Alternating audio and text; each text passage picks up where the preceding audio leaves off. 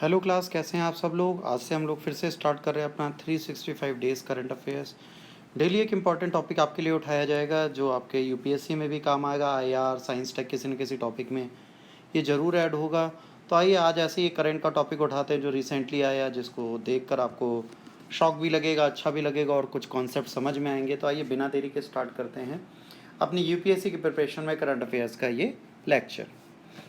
देखिए, पीएम ओली साहब हैं जो ट्रस्ट वोट कॉन्फिडेंस का हार गए हैं। अभी इन्होंने अपनी संविधान सभा में अपने सभा इनकी भंग कर दी गई थी। इसके बाद इनको ट्रस्ट वोट करना था। ट्रस्ट वोट गेन करने जब गए थे तो इनको 136 वोट चाहिए थे लोअर हाउस में, ताकि ये अपने आप को संभाल के रखें और पीएम बने रहे। बट इनको वोट जो मिले हैं वो बहुत कम मिले हैं।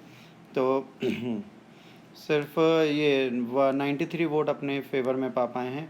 और ये एक इशू हुआ कि इनके फेवर में बहुत कम वोट गए। तो उसके बाद लॉजिक है कि आर्टिकल इनका 103 कहता है कि जैसे ये ट्रस्ट वोट में ये हार जाएंगे वैसे इनको अपनी सीट विकेट करनी पड़ेगी। तो पीएम की सीट तो विकेट हो गई, 100% श्योर है। अब क्वेश्चन आता है कि ट्रस्ट वोट हारने के बाद भी क्या पीएम बन सकते हैं? कैसे? हाँ, सीरियसली ये पीएम बन सकते हैं, बहुत ईजिली बन सकते हैं। कैसे, मैं आपको समझाता हूँ। देखिए, नेपाल में एक क्रुशल वोट था जो है हार गए। इसको हारने का सिंपल सा रीज़न ये है कि कोविड के केसेस को ये कंट्रोल नहीं कर पा रहे। बहुत अजीब सी पॉलिटिकल टर्माइल भी वहाँ पे चली है, तो चीज़ें बहुत ख़राब हैं। 69 एज के हैं, कॉन्फिडेंस मोशन हारे। कम्युनिस्ट पार्टी है वहाँ की, ठीक है। तो इसके बाद क्या हुआ, इनको सपोर्ट कर रही थी एक, ठीक है, पार्टी माइस्ट की जो पुष्पकमल दाहाल की थी, जिन्हें प्रचंडना भी बोला जाता है। तो प्रचंडा जो थे, इन्होंने अपना सपोर्ट वापस ले लिया, तो इनकी गवर्नमेंट माइनॉरिटीज़ में आ गई। तो इन्होंने ये कहा था कि ट्रस्ट हम ले लेंगे अपना, है ना। 275 मेंबर्स इनके गवर्नमेंट के हैं। तो उन्होंने कहा था हम आराम से कर लेंगे। बट क्या हुआ, 93 वोट ही मिले और जितने वोट चाहिए थे उसमें ये कम रह गए। 136 वोट के लिए 43 वोट कम रह गए। तो कॉन्फिडेंट मोशन हार गए और बेटा इन्हें हटना पड़ा अपनी सीट से। 124 वोटर ऐसे थे जिन्होंने अगेंस्ट इनके वोट किया। तो एक बहुत बड़ी चीज़ होती है कि भाई ऐसी कंडीशन ऐसी कैसे बन जाएगी जो इतनी बुरी हालत हो गई है। तो इसके बाद जाहिर सी बात है, ये 232 लोगों ने टोटल अटेंड किया था, तो ये हालत हुई। इसके बाद ओली, आपको बोला आर्टिकल 103 के थ्रू ये बेटा बाहर चले गए, अब ये नहीं है।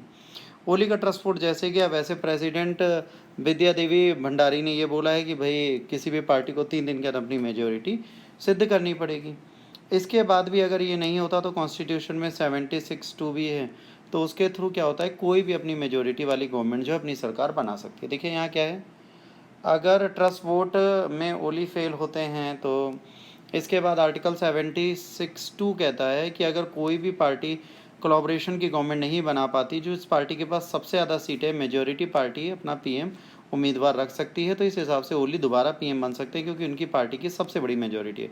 कम्युनिस्ट पार्टी है ऑफ नेपाल है, उनके पास 120 सीट्स हैं, तो सबसे बड़ी मेजोरिटी इनके पास है। फिर नेपाल कांग्रेस के पास 61 सीट है, कम्युनिस्ट पार्टी के पास 48 और जनता सोशलिस्ट पार्टी के पास 32। तो मेजोरिटी के लिए इनको 136 सीटें चाहिए, तो वो तो इनको नहीं मिलेंगी। नेपाल कांग्रेस के लीडर हैं शेर बहादुर देबुआ, इन्होंने क्लेम किया था गवर्नमेंट बनाने के लिए। बट इनके पास भी 124 से ऊपर सीटें टोटल नहीं पहुंच रही, तो ये भी अपनी सरकार नहीं बना पा रहे। तो चांसेस यही हैं कि ओली साहब दोबारा गवर्नमेंट में आ जाएंगे। इंटरेस्टिंग क्या है, ओली साहब बेटा इंडिया के फेवर में नहीं रहते, एंटी इंडियन अप्रोच है इनका और प्रो चाइनीज़ है, जिसके चक्कर में इनको बहुत बार रेजिग्नेशन अपना शामिल करना पड़ा है। बहुत बार लोगों ने इन पर डिमांड की है कि ये बेकार हैं और जनता इनके साथ नहीं है। इन्होंने 33 हेक्टेयर ज़मीन दे दी अपनी लैंड, जहाँ से तिब्बत की रोड जा रही है। तो ये जब पता चला तो इलीगली आपने इनको दे दी, इंडिया के अगेंस्ट आप खड़े, वो गलत है। इसके बाद जो हमारे यहाँ न्यू मैप बना उसमें लिपुले, काला पानी और लिम्पी अधूरा जो है ना, लिम्पी अधूरा, इन सब के लिए लड़ रहे थे, इस पे इश्यूज़ हुए। तो जैसे ही लास्ट ईयर 8 मई को हमने अपना मैप इशू करा, उसके इमीडिएट बाद इन्होंने ऑब्जेक्शन किया कि भैया ये चीज़ आपकी नहीं है, ये हम नहीं कर पाएंगे। क्योंकि इंडिया ने ऑब्जेक्शन किया था कि आप जो नया रोड हिमालयन में कंस्ट्रक्ट कर रहे हैं वो गलत है। तो इन्होंने कहा कि नहीं भैया, आप अब यहाँ पे रोड नहीं बना सकते, हमारा एरिया है, ब्ला ब्ला ब्ला, काफ़ी चीज़ें इन्होंने की। क्योंकि कैलाश मानसरोवर लिपू लेक के थ्रू हम लोग जा सकते थे, तो हमने वहाँ पे इनॉग्रेट किया। नेपाल को इशू हुआ, इंडिया ने उसको इग्नोर किया। तो 20 मई को इन्होंने, अपनी गवर्नमेंट ने अपना नया मैप रिलीज़ किया जिसमें इन्होंने इन सारे प्लेसेस को अपनी कंट्री में दिखा दिया। तो ये क्लियर दिखता है कि इंडिया से लड़ने के पीछे ओली पड़े रहते हैं, सीरियस रिलेशन नहीं रखना चाहते। तो इश्यूज़ चलते रहे। तो इन्होंने कहा कि नेपाल अपने सारे प्लेस किसी भी कॉस्ट पे वापस लेगा। तो नेपाल ने बैक किया, नेपाल के कहने पर इतना ज़्यादा बोला इन्होंने, ये सॉरी चाइना के कहने पर नेपाल इतना बोल रही है, और कोई रीज़न नहीं था, चाइना का सपोर्ट है इसलिए इतना है। और अभी इनकी सरकार बनाने में भी उम्मीद है कि चाइना फिर से इंटरफेयर करेगी। तो इन्होंने अपने अमेंडमेंट शेड्यूल 3 में किया और पॉलिटिकल मैप को अपने चेंज कर दिया। तो ये एक चीज़ें यहाँ पर आई। उसके बाद नेपाल के जो पीएम साहब हैं कुछ भी बोलते हैं। इन्होंने भी बीच में एक बार जब राम मंदिर का इशू चला था, इन्होंने कहा आप सबको नहीं पता, अयोध्या जो है बैरूगंज में है, बीरगंज हमारे यहाँ का, नेपाल में ही राम बॉर्न हुए थे। तो हिंदुस्तानी बिरादरी के वाइस चेयरमैन थे विशाल शर्मा, उन्होंने कहा कि नेपाल के ये जो हैं ये इन्फ्लुएंस में आके चाइना के कुछ भी बोल रहे हैं, इनका दिमाग खुद ख़राब है। तो उन्होंने कहा कि कई सारे ऐसे एम्पल स्क्रिप्चर और एविडेंस है कि ये राम हमारे अयोध्या में पैदा हुए थे और ये सरयू रिवर पे ही किनारे है।